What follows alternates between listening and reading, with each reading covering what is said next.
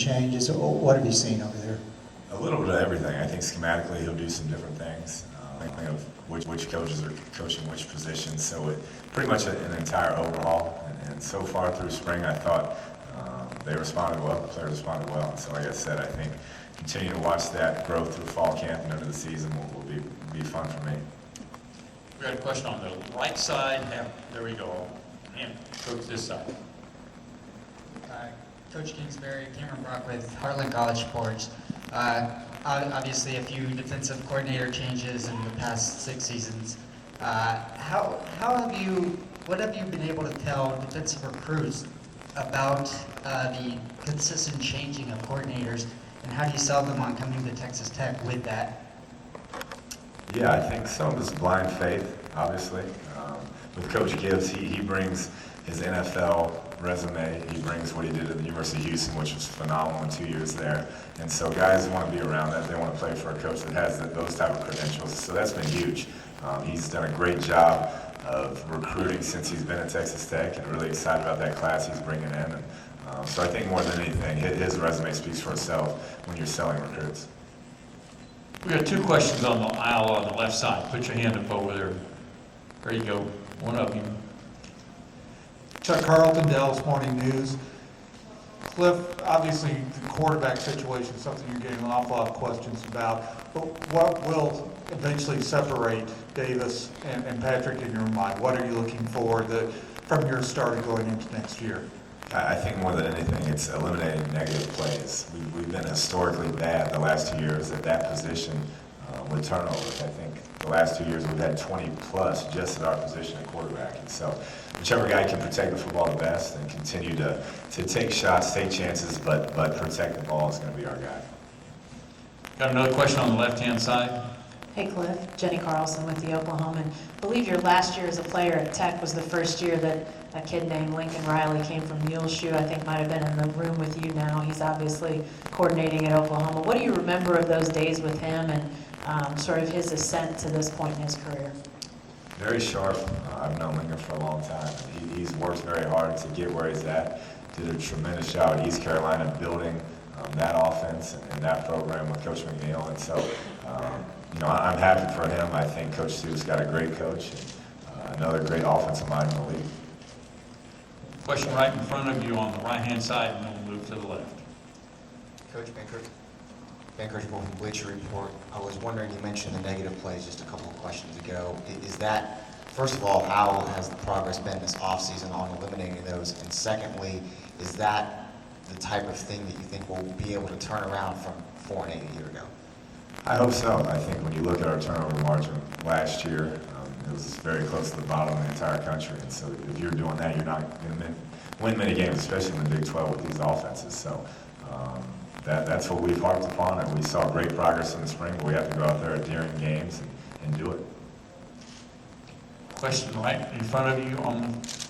Hey Kliff, Suzanne Halliburton with Austin American-Statesman, piggybacking on the quarterback. When you're talking about eliminating negative plays, are you going to literally have to go into the season with Mahomes and Webb to test how well they do with protecting the ball? I'm not planning on it right now. I'm planning on naming a starter fairly early in camp and trying to build that chemistry with the first team and second teams. So no, we will try to get that handled. Now, if somebody falters early on, we do feel like we have 2 guys that can win games, and so that is a luxury we haven't had. All the way in the back, right straight in front of you, Coach. Hi, Coach. Ben Dotson with RCFB. Have red zone situations been a focus this offseason? Yeah, we got to get to the red zone more, I think, first off. We've always been able to get yards since I've been at Texas Tech. I think we've been in top 10 the first 2 years as far as yards per game, but the turnovers have killed us, and not being efficient down there in the red zone have hurt us as well. So that's definitely been an area we've been trying to improve upon. We got a question on the left side on the aisle. Jenny, keep your hand up, please.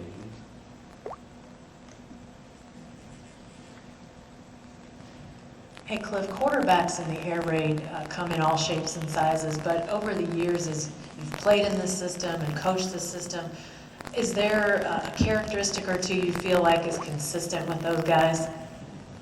I think recently it's the ability to extend a play. I know at Houston, coaching Case Keenum, he was great at extending a play when it wasn't there. Obviously, Johnny at A&M, you look at what Trayvon Boykin does at TCU in a very similar system, moving around, making plays. But people have had success. Graham Harrell was more of a pocket guy, Brandon Weed. So I think the trend now is going to more of guys that can extend the play. But if you're a smart guy, you can get it on time, you can get through your reads quickly, you have a chance to have success in that system. Question on the aisle on that same side. Coach Damon Sells, Bleacher Report. In an offense like yours, you obviously need a good quarterback. You're going to need some offensive linemen to make things happen in the trenches. But let's talk about the wide receivers. Where are your wide receivers stacking up, and what are your expectations for them? I felt like for most of the year last year, it was a group that was feeling their way around, weren't very confident in their abilities or that they can compete in that league. And I think the last 3 games, we saw some guys that the light bulb finally turned on, and that was exciting to see.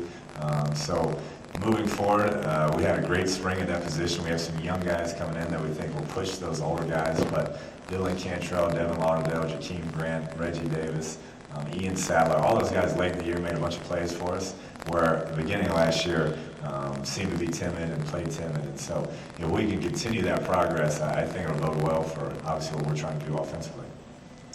Still on the left side, we got a question? Myron Patton, Box 45, Oklahoma City. Staying with the receivers, what do you see for Cameron Batson? He played a little bit for you last year. How's he doing? He's doing well. Last year, the majority of the time he was a punt returner, did a great job fielding punts. 4.0 student, obviously a smart guy, played quarterback in high school, and we kind of have him at that inside H position, getting some time with Jakeem Grant there, and has really taken pride in developing as a wide receiver, coming in as a quarterback. On the aisle, still in that same aisle, towards the front. Coach Cedric Golden, Austin American Statesman.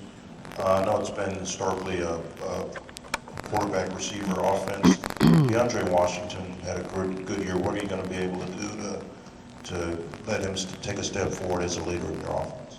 Yeah, we'll continue to find ways to get him the ball. And, we have 4 offensive linemen coming back from that group that helped him gain 1,000.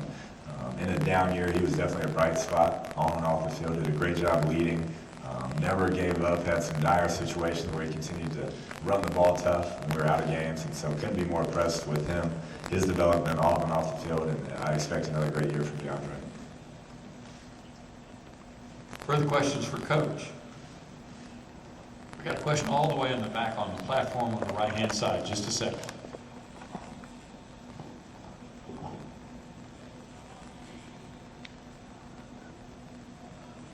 Garrett Sanders from KHK News out of Tyler. Coach, talk about the chemistry you've seen between Cantrell and Mahomes, since they were so good at White House, what you're seeing there in Lubbock now. Yeah, Pat looks for him when he's on the field, that's for sure. They had a bunch of connections in high school, and anytime we get in live situations and they're both out there, there's a good chance that ball's going his way. So it's been fun to watch their development, and they do such a great job at White House training those players. And so both guys came in very ready to compete in offense.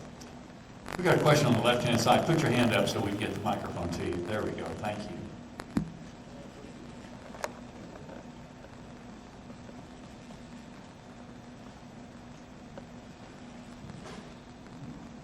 Coach, Zach Tanner with RaiderPower.com. Looking at the roster and the depth chart, it's littered with out-of-state players. To what do you attribute your success in recruiting those players to come all the way out to play at Texas Tech? I think more than anything, some relationships our staff had. Last year, I think we signed 20 players, and 19 were from the state of Texas. So the first couple of years, scrambling to put classes together, we were out of state a little bit, but the trend now for our program is to be more in-state with players. Anything further for Coach? Okay, well, we've got one more question on the left-hand side. Sorry.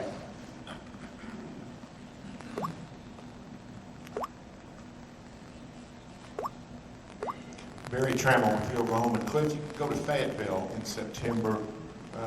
How big is that game from a confidence standpoint? You guys got beat in Lubbock by the Razorbacks last year. What could a victory in Fayetteville do for your program and for this particular team? It'd be a huge boost. That's a great football team. We found that out last year. I don't think our team mentally was ready for the type of physical team that came in there and got after us. And so hopefully this year, with a lot of those guys coming back, we'll know what to expect of that team, of that how physical they are, and the quality of team they are. So that's going to be a great atmosphere. It'll be a great game for us, and I know our players are looking forward to it. Any last question? We got a question on the left-hand side.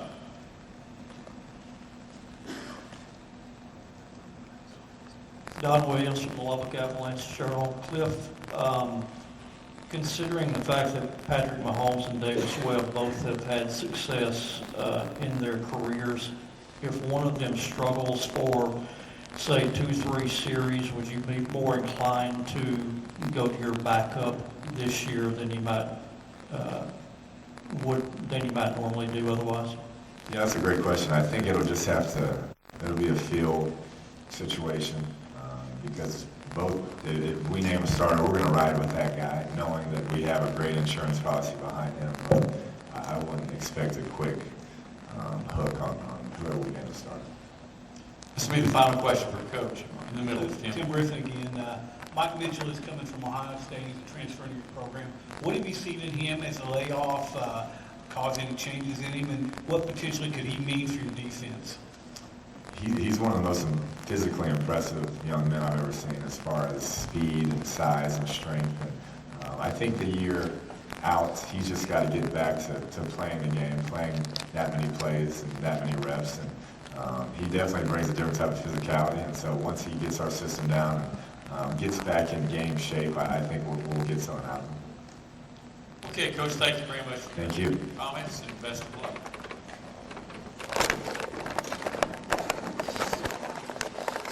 That was Texas Tech head coach Kliff Kingsbury, and he has a big challenge ahead, coming off a 4-8 season, and immediate challenge is picking a quarterback.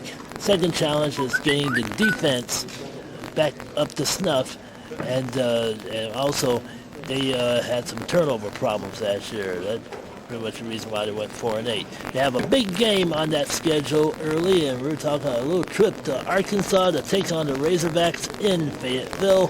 We're going to see how that game turns out, as well as the whole Texas Tech season. More from the Big 12 Media Day in Dallas as we talk football, as we get you ready for the big college football season ahead, right here on the Donniesport Football Show, here on the Donniesport 17 Network.